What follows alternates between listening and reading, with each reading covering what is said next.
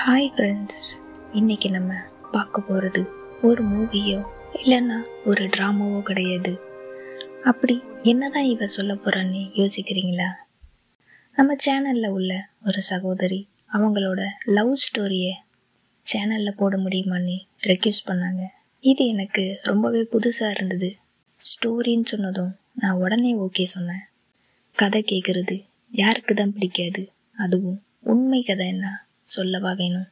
அவங்க என்கிட்ட சொன்ன கதையை நான் இப்போ உங்களோட ஷேர் பண்ண போகிறேன்.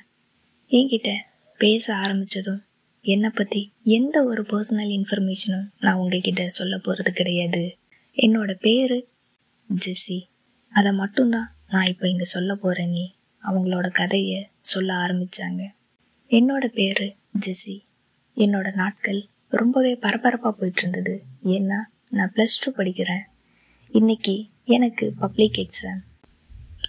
நானும் எல்லாரும் மாதிரியும் 1000 மார்க் வாங்கணும்னு சொல்லி ரொம்பவே கஷ்டப்பட்டு ரொம்பவே ஹார்ட் ஒர்க் பண்ணி எக்ஸாம் ஹாலுக்கு வெளியில் தான் இருந்து படிச்சிட்ருக்கேன்.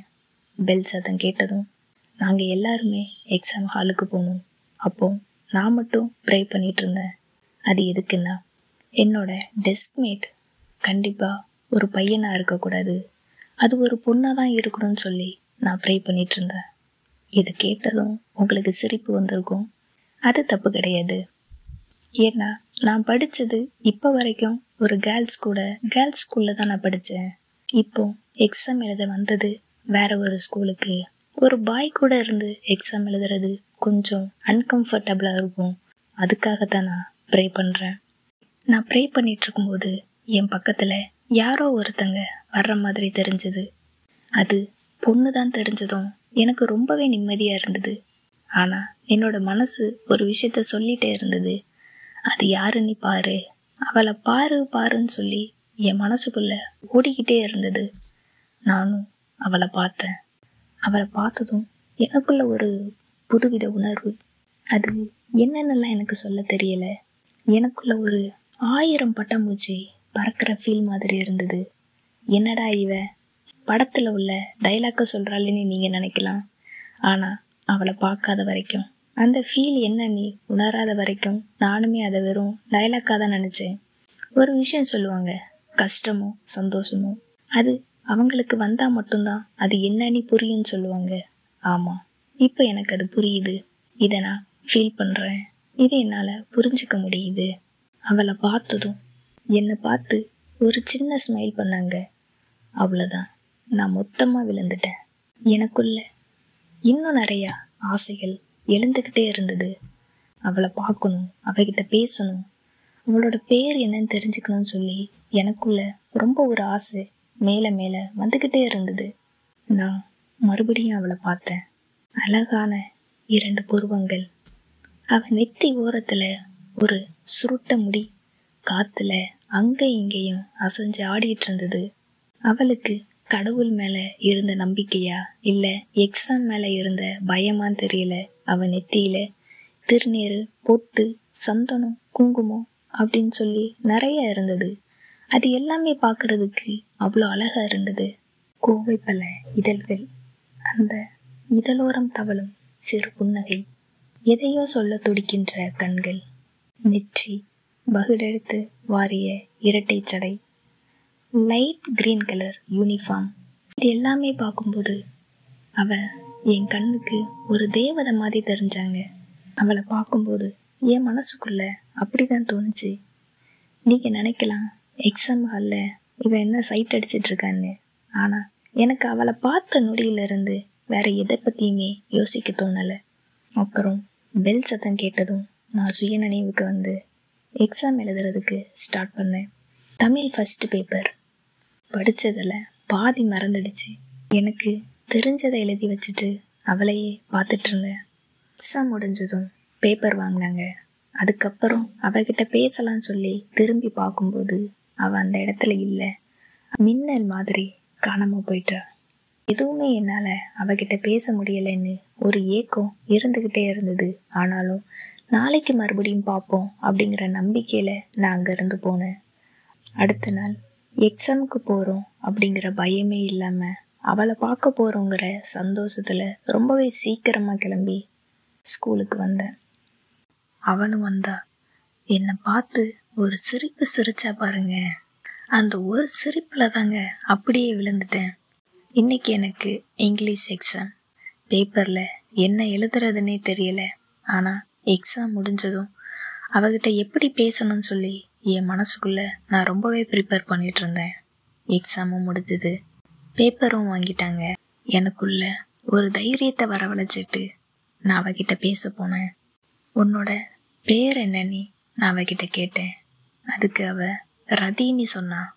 நான் அதை என்னோட மனசுக்குள்ளே சொல்லி பார்த்தேன், ரதின்னு. உடனே அவ என்னை கூப்பிட்டியான்னு என்கிட்ட கேட்டா. நான் இல்லைன்னு சொல்லவும் அவள் அங்கேருந்து கிளம்பி போயிட்டா. அவளை என்னால் நிறுத்தவோ நில்லு பேசவோ எனக்கு எதுவுமே வரலை. ரொம்பவே தயங்கி போய் நின்றுட்டு இருந்தேன். அவள் பேரை மட்டுமே சொல்லி பார்த்தேன், ரதி. பேருக்கு ஏற்ற மாதிரி அவள் ரொம்பவே அழகாக இருந்தா.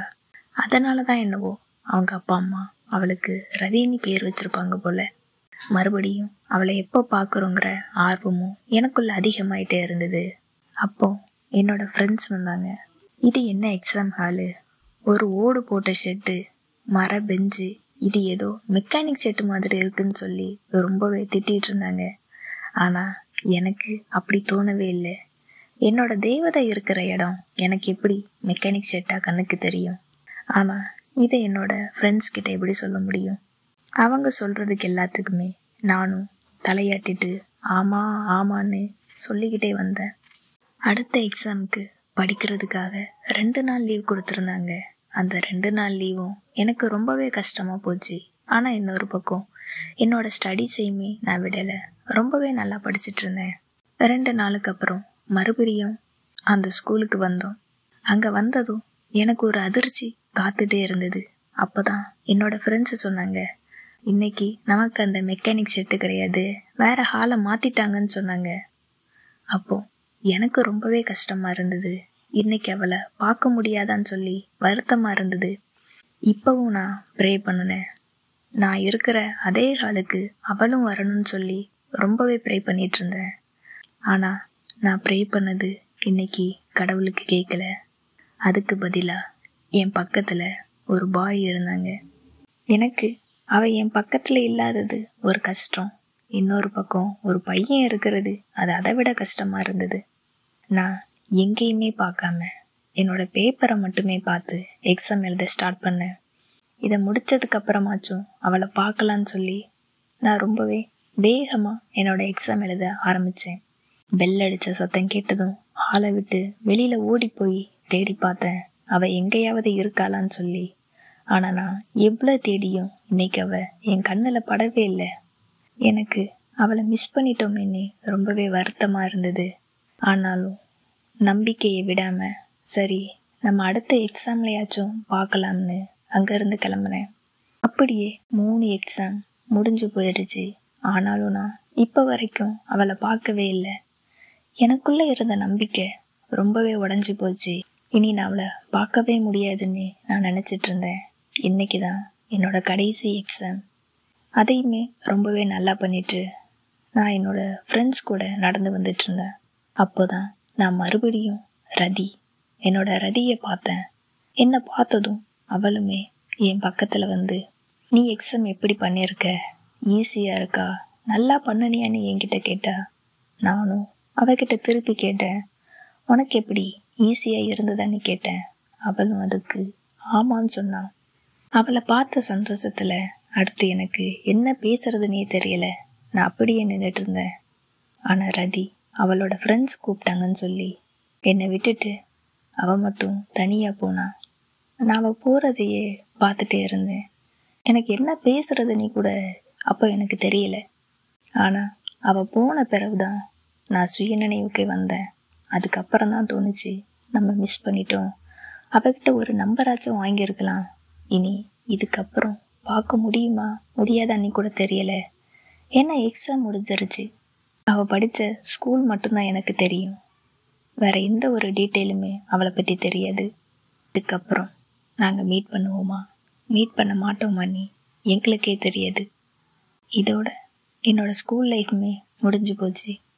இதுக்கப்புறம் என்ன நடந்துச்சுன்னு நான் அடுத்த வீடியோவில் சொல்கிறேன்.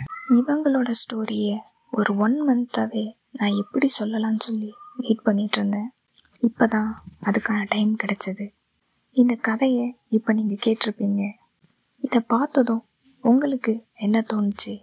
இந்த கதை உங்களுக்கு பிடிச்சிருந்ததா இல்லையான்னு சொல்லி கமெண்ட்டில் ஷேர் பண்ணுங்கள். இதுக்கப்புறம் அவங்க மறுபடியும் பார்த்தாங்களா இல்லையான்னு சொல்லி நம்ம அடுத்த வீடியோவில் பார்க்கலாம்.